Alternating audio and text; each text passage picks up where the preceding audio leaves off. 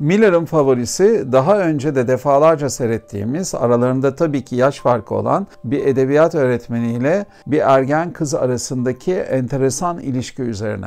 What's your name? Cairo Sweet. I'm Mr. Miller.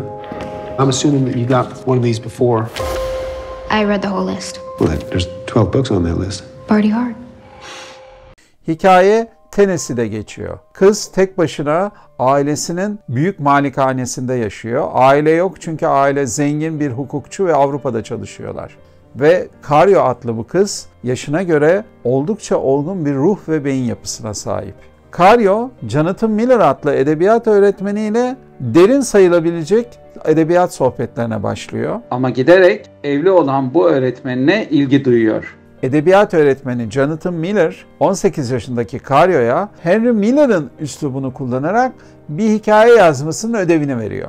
Çünkü aslında Cairo'daki pervasız yeteneği görüyor. Bilindiği gibi Henry Miller başı sansürle ciddi dertlere girmiş ve okullarda okutulması sakıncalı görülmüş bir yazar. Hikayenin kırılma noktası da işte tam burası. Çünkü Cairo öyle bir hikaye yazıyor ki bunu filme bırakalım. Why did you write this? This is inappropriate. Write what you know is what you say. If you don't rewrite this, I'll have to fail you. I dare you.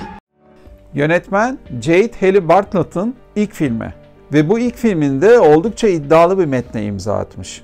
Bir araya getirdiği iki oyuncu da İngiliz Martin Freeman'la Çığlık serisinden anımsayabileceğiniz Jenna Ortega. Aslında böyle bir hikaye için kime sorsanız bu ikili akıllarına pek gelmeyebilir.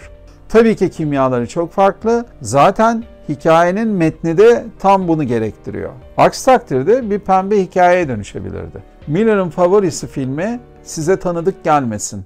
Evet, ilk bakışta tanıdık gibi gözüküyor ama metni ve çatışmaları itibariyle de oldukça değişik. Bence de hoş bir film. You're gonna ruin his life.